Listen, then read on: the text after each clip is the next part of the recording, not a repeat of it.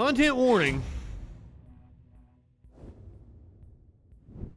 Let's talk about churches. You want some dirt on the church? Because I got it for you. Report by the Southern Baptist Convention is apparently insanely damning, and they have a secret list of names. Story rattling the nation's largest Protestant denomination. Leaders of the Southern Baptist Convention released a third-party investigation that reveals decades of sexual abuse and its cover-up, including how church leaders allegedly mishandled abuse claims, resisted reforms, and belittled. I'm shocked. The explosive Oh my God, I'm shocked. Report details 20 years of abuse allegations at every level of the church and sent shocking. I can't believe it. Southern Baptists nationwide. Among the report's most unsettling findings, church leaders allegedly maintained a list of offenders, but kept it secret to avoid potential lawsuits. Our next guest was the group's former policy head who left last year, and he called this report an apocalypse, saying it revealed, quote, a reality far more evil and systemic than I imagined it could be. Joe? Yeah, I'm sure it's exactly what I imagined it was. Christianity Today, cell director of their public theology project. Russell, you and I both grew up in the Southern Baptist Church. I know your story. We're friends. I think it's safe to say it was the center of our lives growing up. It was the institution that really we spent the most time with. So, and what does that say about you as a person? How much this hurts you that you actually were pushing for this investigation. You begged them to investigate these claims of abuses. Then you got attacked. They lied repeatedly. I just tell shocked. me shocked. How are you grappling with this? Well, I'm mad as hell, Joe. I really expected this report to be bad because I had lived through so much, but even I was shocked by the depths of it. I could barely even swipe the screen to go from one page to the next because my hands were trembling with rage. And a good deal of that has to do with exactly what you mentioned. The Southern Baptist Church I grew up in was a safe place, a refuge for me. And no, it wasn't. It wasn't a safe place. So many of you want to keep your children safe, keep them away from churches. Churches are nothing but organized pedophile rings. Times when people told me, don't say crisis when you're talking about sexual abuse in the church. It's not a crisis. And they were right. Crisis is too small of a word. This is an absolute disaster. Russell, damn right, Curiouser. They lied to church members. They lied to 13 million Southern Baptists, these leaders. They kept a secret database and lied and said they weren't able to keep the secret database. They knew what was happening among them. And they lied. And like you said, you got it. It's almost like they were in on it, and churches are organized pedophile rings. And it's so much worse. Why did they? Who would have thunk it? About this list that they had of people who were preying on young children. Well, and what I experienced was nothing compared to the sexual abuse survivors, really, really brave people who had come forward for years saying that these were problems. They tried to work patiently within the system. They tried to speak from outside the system. And in this report, one can see how they're called crazy. They're called satanic. They're called tools of the devil. And I think that the clear thing that one can see is the protection of an institution and the protection of themselves from some of these leaders, rather than caring about those who. Okay, I want to go back to the headlines here because I'm looking at all the different headlines and then I'm like, homage to black cowboys. What the fuck? Why is that one up there? But it's the inset story right here. SBC sexual abuse report. Like, homage to black cowboys? What?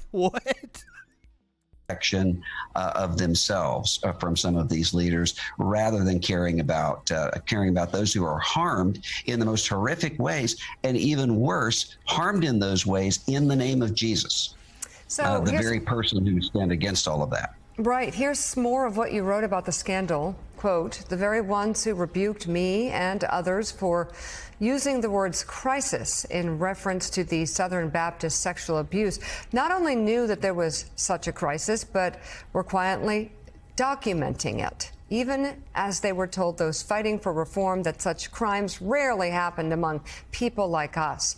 When I read the back and forth between some of these presidents' high-ranking staff, their lawyers, I cannot help but wonder what else this can be called but a criminal conspiracy. And you go on to write, thank you, Mika. Criminal conspiracy. Old-time religion. What they wanted was to conquer their enemies and make stained glass windows, honoring themselves, no matter who was hurt along the way. We've been speaking very broadly about this. It's almost like religion is a scam. The crimes, the victims, the abusers.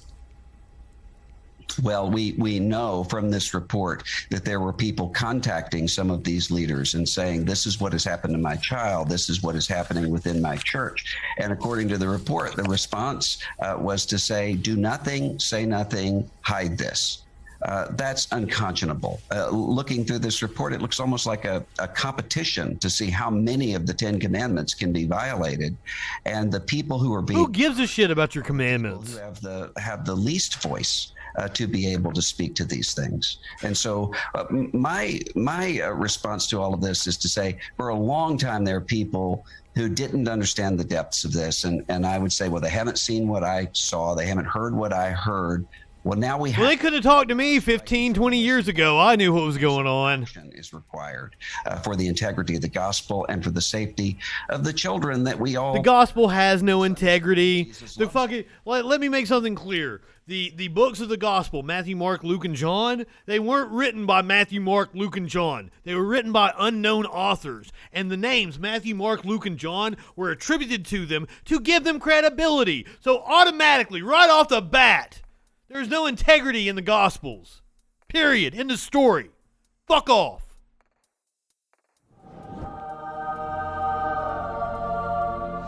I am tired of having to tell adults that fairy tales aren't real.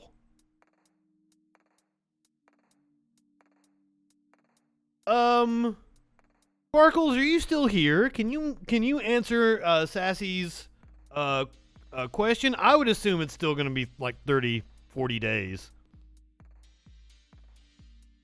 Dr. Moore, we're getting some new details about possible reforms that may be coming out of this report in the coming weeks. The Associated Press reporting that for the first time, there could be a public database of known abusers in the church that everyone would be able to search. The report recommended creating what it called an offender information system. So if there is a reckoning here, Dr. Moore, what does it look like in your eyes exactly? What needs to happen inside the church?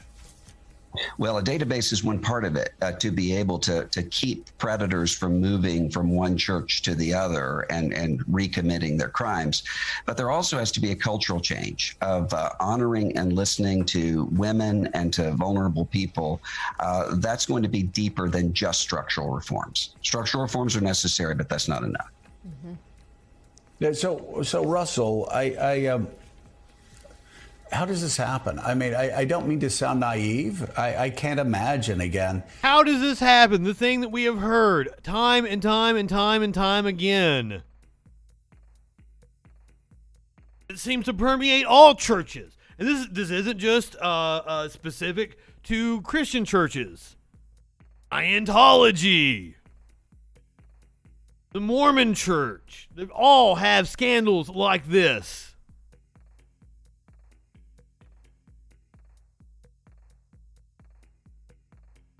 Are they going to name names, though? That's the question. Are they going to name names? Are they going to name names? Details of a scandal soon to be revealed. Southern Baptist leaders say they will make public a secret list of pastors and church staffers accused of sexual abuse. Thanks for joining us. I'm Vicki Yates. And I'm Rory Johnston. This comes just 2 days after that 288-page bombshell report detailing how the Southern Baptist Convention mishandled abuse allegations and stonewalled survivors. The executive committee, with its office based in Nashville, announced today they'd release the list of alleged sex abusers. This follows an independent report by Guidepost Solutions that found SBC leadership mishandled reports of abuse for years. At today's public meeting broadcast on... Let's not bring Michael Jackson into this, RB. Come on. My Bible study time this morning was all about gentleness. And, you know, it's a fruit of the Spirit, but it's not one that we talk about a whole lot, at least not in my Southern Baptist experience. And I just, that word has been resonating with me all morning. We need to be gentle with survivors. We need to be engaging. We need to be authentic. Your leadership spent years slandering them. The list is expected to contain hundreds of names. Our Kelsey Gibbs spoke with local leaders in the church.